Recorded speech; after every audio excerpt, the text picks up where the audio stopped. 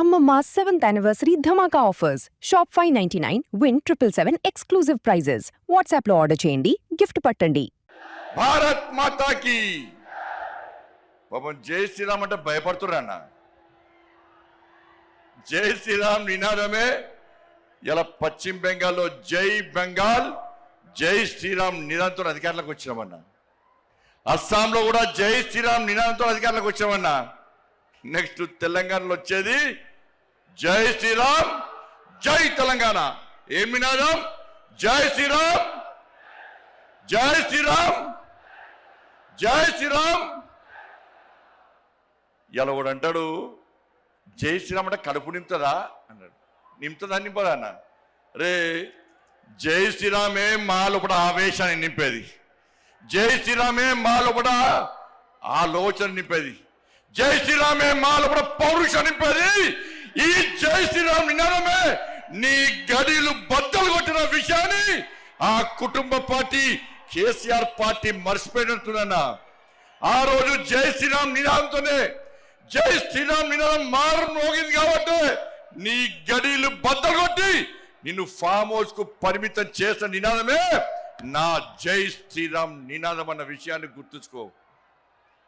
ఇలా మోడీ గారు జై శ్రీరామ్ నినాదం పెట్టుకొని 9,400 కోట్ల రూపాయలు ఇవాళ తెలంగాణ రాష్ట్రానికి ఇచ్చిందన్న. మోడీ గారు జై శ్రీరామ్ నినాదంతోనే ఈ తెలంగాణ రాష్ట్రానికి అభివృద్ధి నిధులు ఇస్తున్నా. ఇలా మోడీ గారు నిధులు ఇచ్చడం వరకు ఇవ్వబట్టే తెలంగాణ రాష్ట్రంలో పాలన కొనసాగుతుంది తప్ప మోడీ గారు లేకుంటే ఇవాళ తెలంగాణ రాష్ట్రంలో ప్రభుత్వం నడిచే పరిస్థితి లేదు. మేము నిధులు తీసుకొస్తున్నాం, మోడీ గారు నిధులు ఇస్తున్నారు తెలంగాణ రాష్ట్రానికి. మేము తెలంగాణ రాష్ట్రానికి నిధులు తీసుకొస్తే మీరేమో తెలంగాణ నుంచి నిధులను పైసలను ఇవాళ ఢిల్లీకి మోస్తున్న కాంగ్రెస్ వాళ్ళు. ఇలా మోడీ గారు హిందీలో మాట్లాడతారు. ఇలా మోడీ గారు హిందీలో మాట్లాడే ఏ హామీని కూడా విస్మరించుకొని ఇలా నెరవేర్చే ప్రయత్నం చేస్తున్నాను మోడీ గారు. ఇలా ప్రియాంక గాంధీ వచ్చిందన్న తెలంగాణ రాష్ట్రానికి, రాహుల్ గాంధీ వచ్చిన తెలంగాణ రాష్ట్రానికి ఎన్నికల సమయంలో ఏమైంది? హిందీలో మాట్లాడి 6 గ్యారెంటీలు అమలు చేస్తామన్న రాహుల్ గాంధీ, ప్రియాంక గాంధీ హిందీలో మాట్లాడే వ్యక్తులు ఇవాళ కనీసం 6 గ్యారెంటీల గురించి మాట్లాడకుండా ముఖం చెల్లకుండా తెలంగాణకు రావడం బంద్ చేసి ముఖం కిందికేసి పారిపోయిన విషయాన్ని కాంగ్రెస్ పార్టీ నాయకులు గుర్తించాలి. అందుకే మా కార్యకర్తల పట్ల జోష్ ఉందన్న. ఈ జోష్ చూస్తే, మీ ఆవేశం చూస్తే, మీ లోపల ఉడుకు రక్తాన్ని చూస్తే, మీ పౌరుషం చూస్తే ఇవాళ కాంగ్రెస్ వాళ్ళు బీఆర్ఎస్లకు ఇవాళ నైట్ అండ్ రాత్రి నిద్ర పట్టదన్న. బెంగాల్లో గెలిచామన్న, బెంగాల్ వట్టి గెలవలేదన్న, బెంగాల్ వట్టి గెలవలేదన్న. ఇలా బెంగాల్ కార్యకర్తలు కానీ కేరళ కార్యకర్తలు కానీ, సరే కేరళలో ఓడిపోవచ్చు, అతి త్వరలో తెలంగాణ కేరళలో అధికారంలోకి వస్తామన్నా. ఇవాళ బెంగాల్లో అనేక మంది కార్యకర్తలు బలిదానం అయిపోయారక్క, అనేక మంది కార్యకర్తలు బలిదానం అయిపోయారన్నా. మహిళా మోర్చా కార్యకర్తలు రేపు చేసి చంపిరన్నా, కార్యకర్తలను కట్టేసి వాళ్ళ తల్లిదండ్రులను చంపిరన్నా, తల్లిదండ్రులను కట్టేసి కార్యకర్తలను ఇంట్లో వేసి దగ్ధం చేసిరన్నా. 300 మందికి పైగా ఇవాళ బెంగాల్లో కార్యకర్తలు బలిదానం చేస్తే ఇలా కార్యకర్తల బలిదానాన్ని నా నరేంద్ర మోడీ, నా అమిత్ షా వృధా ఓనియలేదన్నా. ఎట్టి పరిస్థితుల్లో కసితోని సంకల్పంతోని ఇలా బెంగాల్లో ఎట్టి పరిస్థితుల్లో అధికారం రావాలని చెప్పి కార్యకర్తలు కష్టపడి పనిచేసారు కాబట్టి కార్యకర్తల బలిదానం వృధా ఓనికుండా ఇలా బెంగాల్లో అధికారంలోకి వచ్చినామన్నా. ఇలా కేరళలో కూడా బలిదానం చేసినా. నేను ఒక మీటింగ్ విన్నా, కేరళలో ఏబీవీపీ ర్యాలీకి విన్నా. ఒక నాయకుడు బ్రహ్మాండంగా స్పీచ్ ఇస్తున్నాడు, జోష్ వస్తున్నది.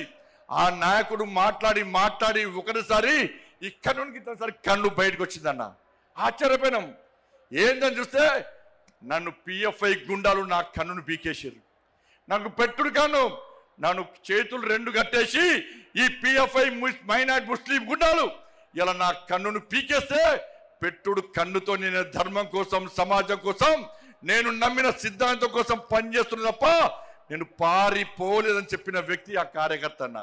అంతెందుకన్నా ఇలా రాజ్యసభలో సుందరం మాస్టర్ 2 కాళ్ళు నరికేస్తే ఇప్పటికి పెట్టుడు కాళ్ళతోని వాళ్ళ ధర్మం కోసం, దేశం కోసం పార్టీ కోసం పనిచేస్తున్న వ్యక్తిని గుర్తించి నా నరేంద్ర మోడీ రాజ్యసభ మెంబర్ ఇచ్చిన విషయాన్ని మనం మర్చిపోద్దన్నా. అదే తెలంగాణ రాష్ట్రంలో అనేక మంది కార్యకర్తలు ఓడొడుకున్నామన్నా. ఎదురుస్తున్నా వాళ్ళ ఆత్మలన్నీ పైనుంచి మేము బలిదానం అయిపోయినాం, మీకు బలిదానం చేసే అదృష్ట అవకాశం మీకు లేదు. మా కోసం పనిచేయండి, మా లక్ష్యాన్ని నెరవేర్చండి, మా బలిదానాలను గుర్తించండి, తెలంగాణ రాష్ట్రంలో భారతీయ జనతా పార్టీని అధికారంలోకి తీసుకురండి అని చెప్పి ఆ పైన ఉన్నటువంటి అమర వీరులు మనం కోరుతున్నా. ఒక్కసారి గుర్తుంచుకోండి. చిన్న చిన్న అభిప్రాయ భేదాలు ఉంటాయన్న, వాటిని పక్కకు పెట్టాలి. మనం ఒక ఫ్యామిలీ, ఒక కుటుంబం. ఇంత పెద్ద మా సైన్యం ఉంది, ఇంత పెద్ద మా కుటుంబం ఉంది అని భావించే ఈ వేదిక మీద నాయకులం అందరం కూడా కలిసి కట్టుగా ఈ తెలంగాణ రాష్ట్రంలో మోడీ రాజ్యం కోసం, రామ రాజ్యం కోసం ఇలా పరితపించి 24 గంటలు కష్టపడి పనిచేస్తున్నామన్నా. ఒక్కసారి ఆలోచించండి. ఈ తెలంగాణ రాష్ట్రంలో నిధులు ఇచ్చేది మనం, ఇలా అభివృద్ధి చేస్తున్నది మనం. వాళ్ళ రైతులు రోడ్ల మీద చూస్తే కొనుగోలు ఇప్పటికీ ప్రారంభించకపోవడం వలన ఇప్పటికే కొనుగోలు పూర్తి కావాలి. వర్షాలు పడి, వడగల వానలు పడి వాళ్ళ రైతులు రోడ్ల మీద పడిగాపులు కాస్తే ఇంతవరకు కొనుగోలు ప్రారంభించకుండా రైతులను హరిగోస పెడుతున్న ప్రభుత్వం కాంగ్రెస్ పార్టీ ప్రభుత్వం. ఇలా పైసలు ఇచ్చింది మనం, కొనుగోలుకు డబ్బులు ఖర్చు పెట్టేది మనం, నిధులు ఇచ్చేది మనం, మధ్యవర్తిత్వం వహించి కొనుగోలు ప్రారంభించకుండా రైతులను నడ్డి విరుస్తున్న ప్రభుత్వం ఇలా కాంగ్రెస్ పార్టీ ప్రభుత్వం. ఉద్యోగులకు డిఏ లేవు, పిఆర్సీ అమలు లేదు, నిరుద్యోగులకు ఉద్యోగం లేదు, నిరుద్యోగ వృద్ధి లేదు, విద్యార్థులకు భరోసా కాలేదు, 2500 మహిళలకు లేవు, 4000 రూపాయల ఆసరా పెన్షన్ లేదు, అందరికీ రైతు భరోసా లేదు, అందరికీ రైతు బోనస్ లేదు. వాళ్ళు ఏమీ లేకుండా ఇలా 6 గ్యారెంటీలు పక్క పెట్టి కేవలం ఢిల్లీకి పైసలు పంపడే లక్ష్యంగా ఇలా రేవంత్ రెడ్డి ప్రభుత్వం పనిచేస్తున్న విషయాన్ని ఒక్కసారి గుర్తు చేసుకోవాల్సిన అవసరం ఉంది. ఇలా ఇచ్చేది మనమన్నా. ఒక్కసారి నాతో పాటు చెప్పండి అన్న. ప్రధానమంత్రి గరీబ్ కళ్యాణ్ అన్న యోజనకు బియ్యానికి పైసలు ఇచ్చేది ఎవరన్నా? వాళ్ళ బియ్యానికి పైసలు ఇచ్చేది నరేంద్ర మోడీ ప్రభుత్వం అన్నా. స్వచ్ఛ భారత్ మిషన్ పైసలు ఇచ్చేది ఎవరన్నా? జాతీయ రహదారులో పైసలు ఇచ్చేది ఎవరన్నా? రైల్వే నిధులు ఇచ్చేది ఎవరన్నా? శ్మశాన వాటికలకు పైసలు ఇచ్చేది ఎవరన్నా? కొనుగోలుకు పైసలు ఇచ్చేది ఎవరన్నా? వాళ్ళ శ్మశాన వాటికలకు పైసలు ఇచ్చేది ఎవరన్నా? అన్ని నిధులు మనమే ఇస్తుంటే, 1000 కోట్ల రూపాయల నిధులు మనకు వస్తుంటే ఇవాళ కాంగ్రెస్ పార్టీ ప్రభుత్వం మాకు ఏమి ఇస్తలేదని ఎలా భారతీయ జనతా పార్టీ ప్రభుత్వాన్ని బదనాం చేసే ప్రయత్నం చేస్తే అడ్డుకోవాల్సిన బాధ్యత మనకుదన్నా. ఇలా సనాతన ధర్మం కోసం పనిచేస్తామన్నా, ఈ తెలంగాణ రాష్ట్ర అభివృద్ధి కోసం పనిచేస్తామన్నా. సనాతన ధర్మం లేని భారతీయ జనతా పార్టీ లేదు. అరే 80% హిందువుల కోసం పనిచేసే పార్టీ నా భారతీయ జనతా పార్టీ. మేము ఒక వర్గానికి కొమ్ముగాయం, ఒక వర్గాన్ని వ్యతిరేకించాం. మేము సనాతన ధర్మానికి అడ్డొస్తే, నా ధర్మాన్ని హేళన చేసే ప్రయత్నం చేస్తే, నా సమాజాన్ని చీల్చే ప్రయత్నం చేస్తే ఏ భారతీయ జనతా పార్టీ కార్యకర్త ఊరుకునే ప్రసక్తి లేదు. మేము అల్లాను కించపరచలే, మేము యేసు ప్రభుని కించపరచలే, కానీ నా రాముని కించపరిస్తే, నా భగవంతుని కించపరిస్తే, నా సమాజాన్ని హేళన చేసే ప్రయత్నం చేస్తే ఊరుకునే ప్రసక్తి లేదన్న విషయాన్ని కాంగ్రెస్ పార్టీ, వాళ్ళ కమ్యూనిస్టు పార్టీలు కానీ బీఆర్ఎస్ పార్టీ కానీ గుర్తుంచుకోవాలి. అందుకే భారతీయ జనతా పార్టీ కార్యకర్తలారా అందరం కలిసి పనిచేద్దాం.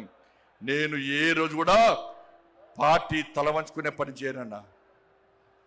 ఇలా పార్టీ కోసం పనిచేస్తాం. మేమందరం కూడా ప్రతి భారతీయ జనతా పార్టీ కార్యకర్త జై శ్రీరామ్, భారత్ మాతాకి జై అని నేను భారతీయ జనతా పార్టీ కార్యకర్తని చెప్పి తలెత్తుకొని సగర్వంగా తలెత్తుకునే విధంగా పనిచేస్తుంది తప్ప పార్టీకి తల వంచే పని చేయనన్నా.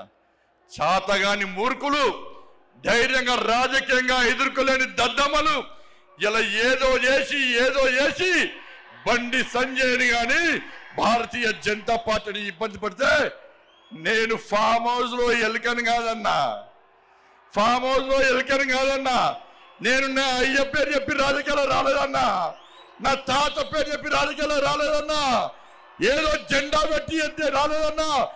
నేను కాసేపు జెండాను, కమలపు జెండాను భుజం మీద మోసుకొని సామాన్య కార్యకర్తగా నా రాజకీయం ప్రారంభించి ఒక రాష్ట్రీయ స్వయం సేవక, ఒక ఏబీవీపీ కార్యకర్తగా, ఒక యువమోర్చా కార్యకర్తగా, ఒక నరేంద్ర మోడీ శిష్యునిగా, భారతీయ జనతా పార్టీ కార్యకర్తగా పనిచేస్తున్నప్ప సగర్వంగా భారతీయ జనతా పార్టీ కార్యకర్తని తలెత్తుకొని తిరిగి పనిచేస్తున్నప్ప తల వంచే పని చెయ్యన్నా.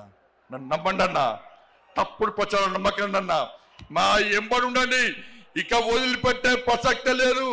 ఈ రోజు నుంచే మోడీ గారు ఈ రోజు వచ్చిపోయిన తర్వాత ఈ రోజు నుంచే తెలంగాణ రాష్ట్రంలో ధర్మం, తెలంగాణ అభివృద్ధి, ధర్మం ఆధారితంగా తెలంగాణ రాష్ట్రాన్ని అభివృద్ధి చేయాలంటే జై శ్రీరామ్, జై తెలంగాణ, జై శ్రీరామ్, జై శ్రీరామ్. ధన్యవాదాలు. జై శ్రీరామ్, జై తెలంగాణ.